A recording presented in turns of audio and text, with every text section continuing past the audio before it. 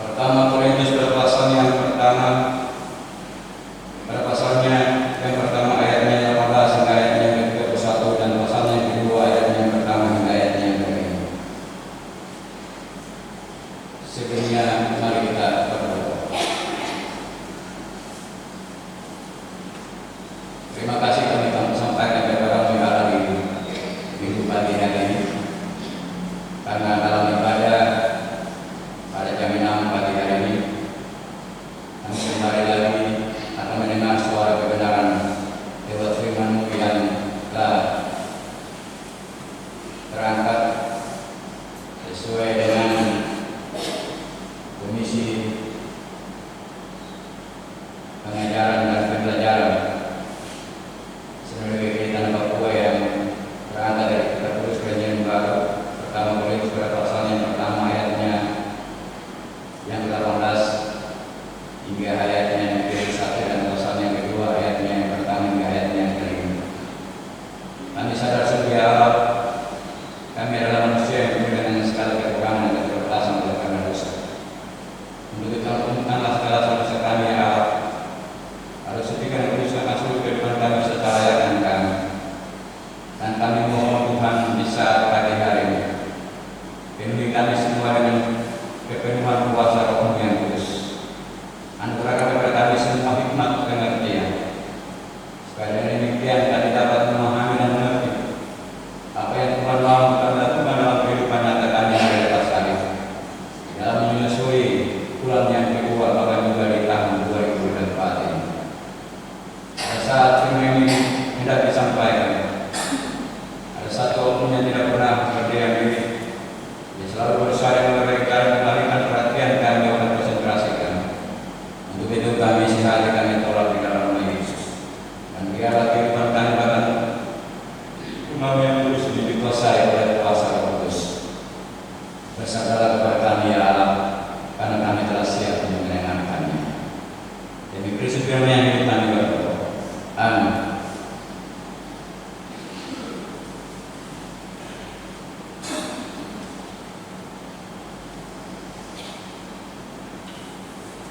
Pertama Korintus pada pasalnya yang pertama ayatnya yang ke-18 hingga ayatnya yang ke-31 lembaga kita memberikan judul hikmat Allah dan hikmat manusia. Sebab pemberitaan tentang salib ini adalah kebodohan bagi mereka yang akan binasa, tetapi bagi kita yang diselamatkan pemberitaan itu adalah kekuatan Allah. Karena ada tertulis, apakah binasakan hikmat orang-orang berhikmat dan kearifan orang-orang bijak akan kulingankan. Di manakah orang yang berhikmat?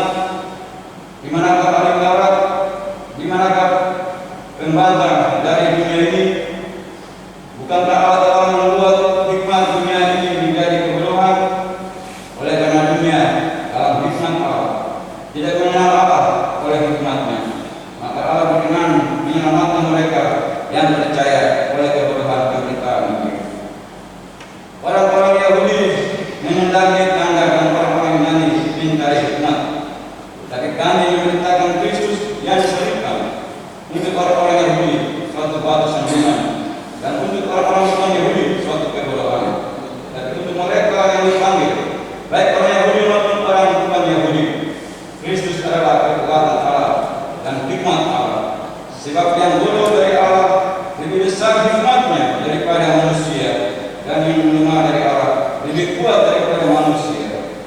Ingat saja saudara-saudara, bagaimana keadaan kamu ketika kamu dipanggil menurut ukuran manusia.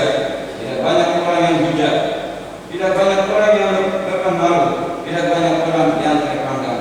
Tetapi apa yang bodoh bagi dunia dipilih Allah untuk melakukan orang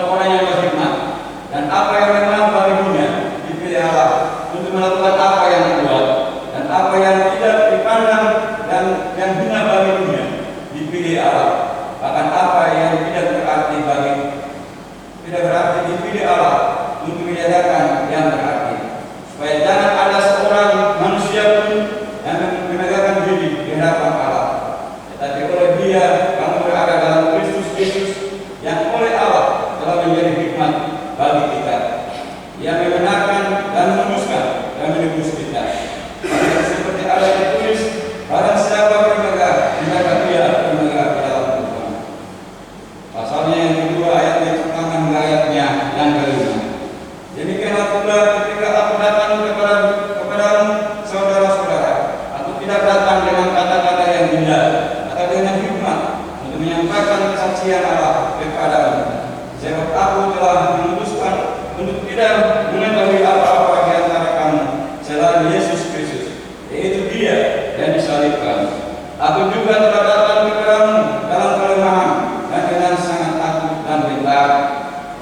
Baik perkataanku maupun juga perbuatanku tidak kusampaikan dengan kata-kata hikmat yang meyakinkan, tetapi dengan keyakinan akan kekuatan Roh, supaya iman kamu jangan bergantung pada hikmat manusia, tetapi pada kekuatan Allah.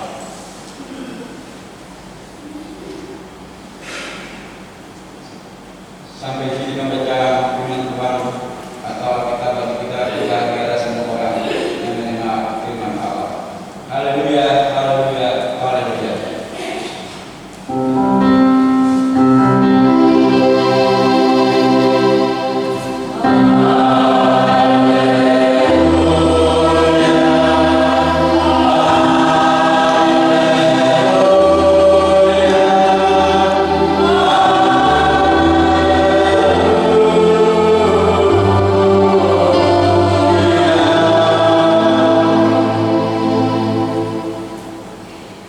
Shalom, Bapak Ibu jemaat yang dikasihi dan diberkati oleh Tuhan. Allah yang diterima dalam Yesus Kristus kuasa terus, Allah yang sungguh luar biasa, yang selalu ada bersama dengan kita, menjaga, memelihara dan menyertai kita, serta boleh menuntun kita melewati bulan yang pertama di tahun 2024, dan kita sekarang ada di anak tangga yang kembali tahun 2024 di bulan yang kedua.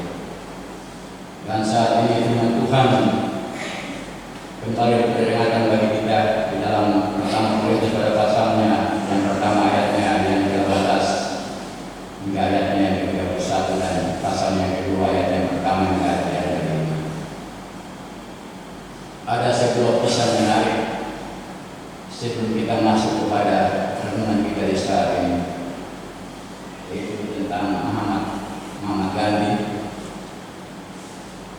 yang punya kisah yang sangat unik. Pada saat dia mencari sebuah restoran atau sebuah warung makan untuk makan, pada saat itu sudah penuh tempat, dia tidak mempunyai tempat. Tetapi pada saat dia melihat di sudut ruangan itu ada satu tempat yang kosong, dan tempat itu diduduki oleh seorang profesor. Dan pada saat dia mendekati tempat itu, pada saat dia mau duduk di bangku atau kursi yang kosong itu, si profesor berkata kepadanya, tidak pantas seorang bayi duduk dekat seekor burung, atau seekor bayi tidak pantas duduk dekat seekor burung. Dengan tenang Gandhi menjawab apa yang disampaikan oleh profesor itu. Dia katakan, Profesor, saya mengerti dan saya akan pergi. Dan pada saat itu Gandhi beranjak dari tempat itu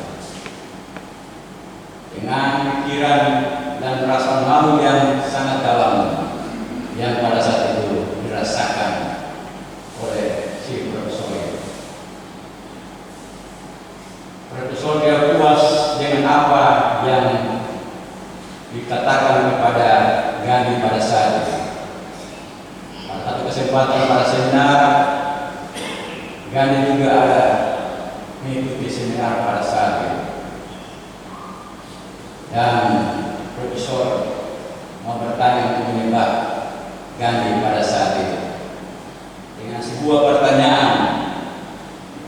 Pada saat Gandhi, kau membuat perjalanan ada 2 tas yang kamu temui dalam perjalanan pada saat itu.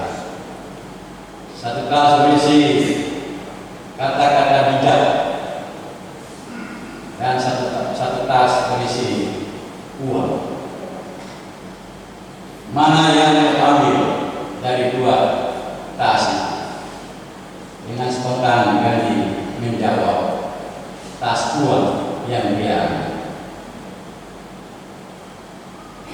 Lalu si profesor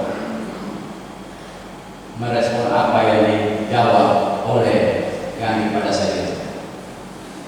Menurut profesor, dia akan mengambil tas yang berisikan kata-kata bijak. Lalu secara spontan Gandhi juga menjawab bahwa setiap orang yang mengambil sesuatu sesuai dengan kebutuhan. Maka dengan demikian profesor juga termenung dan merasa malu atas jawaban yang disampaikan oleh Gandhi pada saat. Bapak Ibu jemaat yang dikasihi oleh Tuhan kita Yesus Kristus, apa yang disampaikan bisa tentang Gandhi dan profesor di saat ini membawa kita untuk melihat apa makna daripada firman Tuhan yang telah kita baca bersama di saat ini, dari pertama Korintus pada pasalnya yang pertama ayatnya yang 18 hingga ayatnya yang 31 dan pasalnya yang kedua ayatnya yang pertama hingga ayatnya yang kelima. Rupanya Rasul Paulus mengetahui kondisi dan keadaan yang terjadi di Korintus pada saat itu,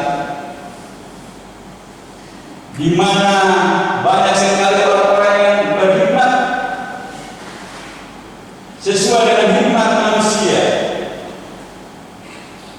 sesuai dengan pengetahuan dan kepintaran mereka pada saat itu,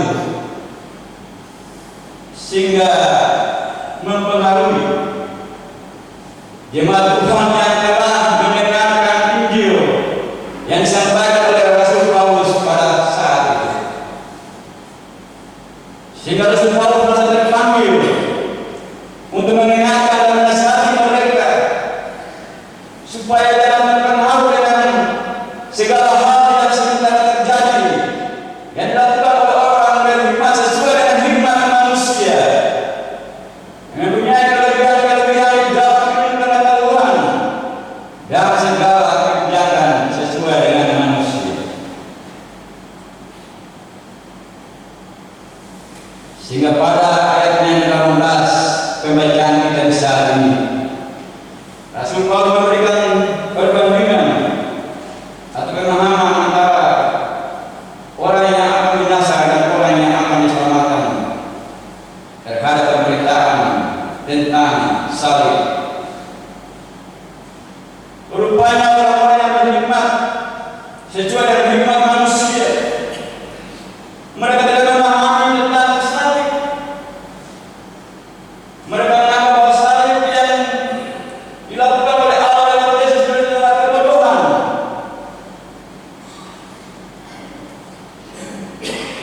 Itu dapat kita lihat dari pembacaan kita tadi pada ayatnya yang ke-18 dan ayatnya yang ke-19. Paulus juga mengutip dalam kitab Yesaya pada pasalnya yang ke-9 ayatnya yang ke-14 untuk mendukung apa yang menjadi isi adalah pengertian tentang Allah terhadap manusia yang berhikmat, sehingga manusia yang berhikmat di Yahuda yang pada saat itu mencari bantuan di Mesir ketika menghadapi ancaman dari Babel, mereka lalu untuk bergantung kepada Tuhan dengan hikmat yang dimiliki oleh Tuhan. Mereka mencari jalan sendiri, meminta pertolongan kepada manusia dengan harapan dapat menolong mereka untuk menghadapi Babel pada saat itu. Tetapi apa yang terjadi sebaliknya? Allah cemburu dan Allah menyerahkan mereka untuk ditawa dan dibuang di Babel pada saat itu. Ayatnya ke-20 hingga ayatnya ke-21 mencari kita tadi. Rasul Paulus membagikan atau Rasul Paulus berjumpa dengan tipe hidup 3 golongan atau 3 kelompok yang Paulus jumpai pada saat itu. Kita bisa lihat itu pada ayatnya yang ke-20 hingga ayatnya yang ke-21. Dengan Paulus menjelaskan ada orang yang bijaksana, yaitu ahli Taurat, ada pakar hukum, dan juga ada pembantah-pembantah atau pemberontak-pemberontak atau orang-orang yang suka berdebat. Ini yang dilihat dan dijumpai Rasul Paulus di tengah-tengah kehidupan jemaat di Korintus pada saat itu. Dan di saat di mana kita ada hidup di era yang serba canggih ini, hal ini juga sering kita temui di sekitar kehidupan kita. Di tengah-tengah kehidupan keluarga, bahkan kita bahkan juga di tengah-tengah persekutuan berjemaat dan bermasyarakat. Sehingga dengan demikian, bagian firman mengingatkan kita untuk kita bisa melihat segala hal dengan hikmat daripada Allah. Sehingga dengan hikmat daripada Allah itu, kita menganggap semua orang itu sama dengan kita. Kita menghargai mereka dengan segala kelebihan dan kekurangan mereka. Bahkan dengan hikmat Allah kita juga bisa menolong mereka pada saat mereka kita lihat jatuh di dalam dosa. Bukan kita mencemooh mereka, tetapi dengan hikmat Allah di dalam doa kita mengingatkan mereka kepada Tuhan untuk ada pertobatan, ada pertobatan hidup, supaya keselamatan yang Allah berikan kepada kita lewat kehidupannya menjadi bahagian bagi kita sekalian. Itulah orang yang memiliki hikmat yang berasal daripada Allah.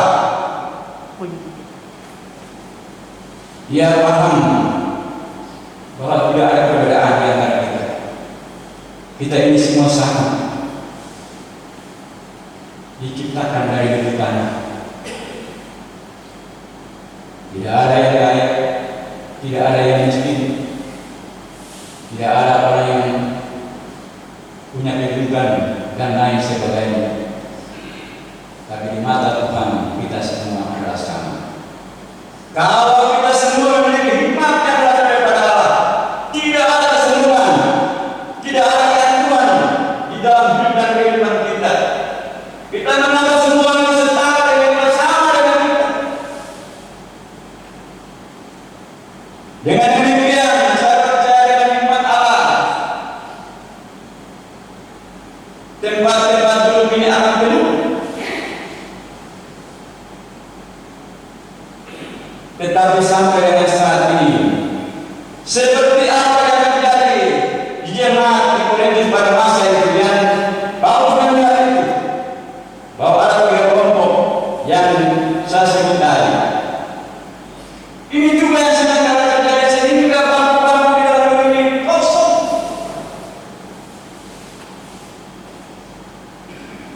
Kalau kita memiliki hikmat Allah, kita merasa bahwa semua yang ada dan dimiliki oleh setiap pribadi kita itu adalah anugerah dan berkat daripada Allah, yang seharusnya membawa kita untuk ada dalam persekutuan yang beribadah kepada Tuhan untuk mensyukuri semuanya itu. Tetapi kalau kita tidak memiliki hikmat daripada Allah, kita mempunyai kesombongan dan keegoisan di dalam kehidupan kita.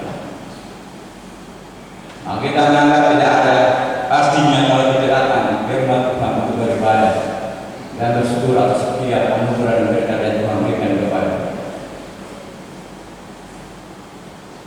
Bapak Ibu jemaat yang dikasihi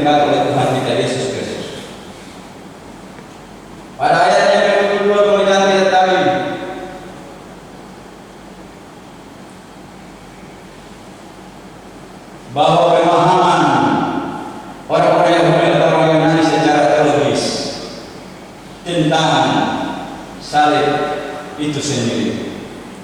Sehingga demikian Paulus menasihati orang-orang yang pada saat itu menurut Paulus hidup dalam kebenaran Allah, yang memahami tentang hikmat Allah, yang senantiasa mempertahankan apa yang telah diberitakan oleh Paulus dalam pemberitaan Injil.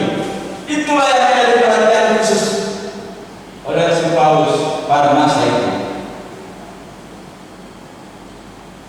Dengan demikian, firman Tuhan mengingatkan kita sekalian, sekalipun di saat ini kita hidup dalam dunia yang sangat berkembang dengan teknologi, apapun itu yang kita miliki, tetapi satu hal yang kita harus ingat, bahwa jika kita memiliki hikmat yang berasal daripada Allah, kita menghargai semua apa yang Allah berikan dalam dalam setiap kehidupan kita. Maka dengan demikian kita tahu kita harus berbuat apa kepada Allah itu sendiri. Satu hal yang saya sampaikan tadi, bahwa kalau kita memiliki hikmat Allah, kita menyadari bahwa semua yang kita miliki itu datangnya dari Allah.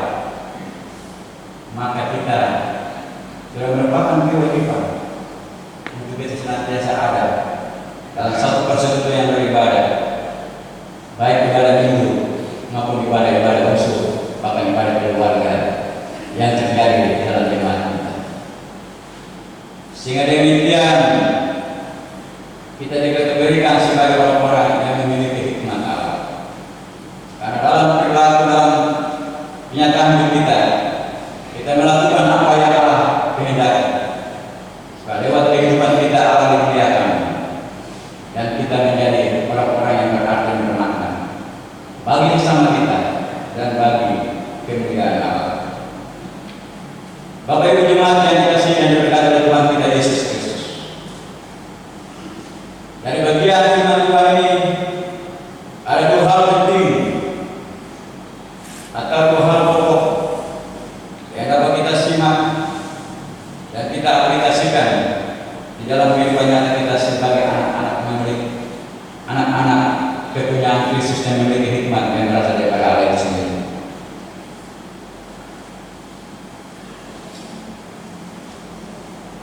Hal yang pertama, bahwa kita sebagai manusia, kita harus menghindari pikiran kita sebagai manusia yang memiliki kecerdasan dan kepintaran serta pengetahuan. Karena demikian kita dapat, kalau kita terpilih, orang-orang pintar dan orang-orang bijak yang ada dalam negara Kesatuan Republik Indonesia, bahkan juga yang ada dalam gereja Kristen Injil di Tanah Papua, yang pada besok nanti tanggal 5 Februari akan menyelenggarakan atau melaksanakan ibadah subuh Hud penginjilan atau Hari Gereja Kristen Injil Tanah Papua yang ke-169 tahun. Kita juga karena kepintaran dan kecerdasan kita, banyak hal yang terjadi yang Tuhan tidak kehendaki untuk kita lakukan di dalam gereja ini. Untuk itu firman Tuhan di sana mengingatkan kita, kalau ada orang-orang pintar, orang bijak yang memamerkan kepintaran dan kebijakan serta kecerdasan mereka, baiklah kita berdoa Allah menemani dia dengan hikmat Allah, supaya jangan terjadi hal-hal yang tidak diinginkan di dalam gereja Kristen Injil Tanah Papua ini, bahkan juga dalam negara Kesatuan Republik Indonesia, di mana tidak lama lagi kita semua sebagai warga negara Republik Indonesia akan mengikuti pesta demokrasi pada tanggal 14 Februari 2024. Marilah kita memilih waktu-waktu kita dengan bertanya dahulu kepada Allah, supaya Allah yang menentukan mana yang harus kita percaya untuk menjadi wakil kita, baik di kota, di provinsi, di DPR, bahkan juga sebagai presiden dan wakil presiden, supaya apa yang kita percayakan tidak sia-sia. Mereka akan memiliki firman Tuhan dan menjadi hamba Allah, sehingga demikian apa yang kita harapkan menjadi nyata dalam hidup dan kehidupan kita. Hal yang kedua dari bagian firman Tuhan yang dapat kita ambil, yaitu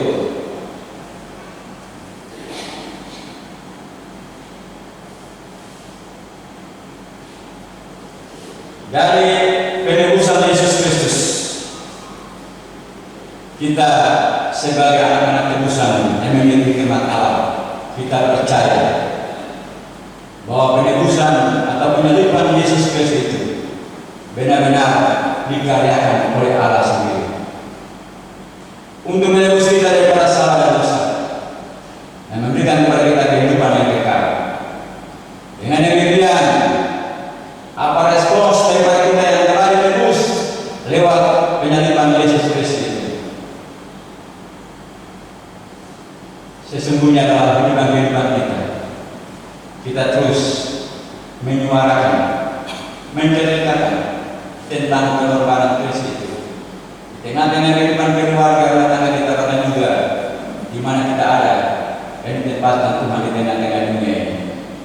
Supaya dengan demikian berkat-berkat Tuhan akan menjadi bahagia di dalam kehidupan kita hari lepas hari, apabila kita benar-benar memanfaatkan hikmat Allah itu untuk memuliakan Allah di sepanjang kehidupan kita, selama Allah memperkenankan kita hidup di tengah-tengah dunia ini. Tuhan memberkati